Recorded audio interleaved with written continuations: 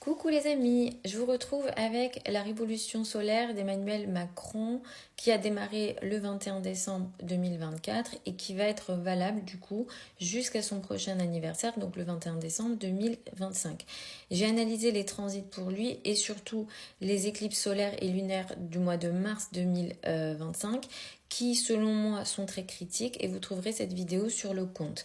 Du coup, je me suis dit ça peut être intéressant qu'on regarde aussi sa révolution solaire parce que au niveau des transits qui arrivent pour lui, que ce soit avec les éclipses, les énergies des éclipses et des transits pour l'année 2025, ce qu'on voit en astrologie, c'est que ça va être très compliqué pour lui de gouverner et il aura beaucoup d'adversaires et des situations très compliquées à gérer.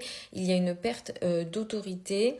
Est-ce qu'il sera poussé à la démission ou est-ce que lui-même il démissionnera? Ça sera très compliqué de gouverner pour lui tout au long de l'année 2025. Les mois de mars, mars 2025, août 2025, septembre 2025 et février 2026 sont des mois très critiques et très importants. Peut-être qu'il sera question d'un autre Premier ministre où lui, son autorité, ce que je vois moi surtout dans son thème, c'est son autorité à lui qui est remise en question. Au-delà du fait que son Premier ministre ne soit pas accepté, c'est pas que ça, c'est vraiment lui, son autorité qui est remise en question. Du coup, là, c'est la révolution solaire seule. Il y a différentes façons d'analyser les révolutions solaires. On pose la révolution solaire sur le thème natal et on peut aussi l'analyser à part. Là, je voulais l'analyser à part. Je trouve que c'est intéressant de les regarder comme ça. L'ascendant de la révolution solaire ici est dans la maison 7 d'Emmanuel Macron. Ce qui indique en astrologie que les situations qui vont se présenter à lui pendant cette révolution solaire-là seront des situations que lui ne maîtrisera pas. Il aura un peu cette impression où ça sera réel, que les choses lui arrivent en face et donc il y aura cette énergie de l'adversité qui sera très importante. Ici, dans cette révolution solaire, ce qu'on voit aussi, c'est que Mars se situe dans la 12, rétro opposé à Pluton. L'axe 6-12, c'est un axe compliqué. Et Mars en 12, on a des ennemis cachés, des personnes qui agissent dans le dos et des difficultés effectivement sur lesquelles lui, il n'a pas le contrôle au niveau de l'action.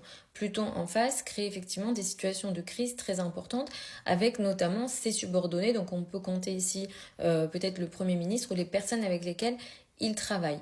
Ce qu'il y a aussi d'important selon moi, c'est vraiment l'axe 5, 11 et 8, et c'est parce que ces maisons-là ressortent aussi à la fois au niveau des éclipses qui arrivent, donc au mois de mars 2025, et aussi d'autres transits. Au niveau financier, ça va être très compliqué. Est-ce qu'il sera, lui, concerné par des scandales et des difficultés au niveau financier? C'est vrai qu'il y a le problème du budget actuellement en France, mais effectivement, là, ça ressort aussi. Est-ce que les problèmes financiers de la France vont pas être beaucoup plus importants et du coup impacter la fin de son mandat, voire apporter des situations quasiment ingérables, voire non, enfin qui vont compliquer, disons, pour lui, sa possibilité de gouverner. Donc la révolution solaire là, pour moi, elle ne rattrape pas les difficultés des transits. Ça m'étonne pas trop parce que c'est vrai que ce que je remarque, c'est que quand on analyse les techniques de prédiction en astrologie, même quand on change de technique de prédiction, souvent la conclusion, elle est quand même la même. Donc là, ça vient un petit peu appuyer, même si la façon c'est une technique différente des transits, mais ça vient appuyer la conclusion des transits.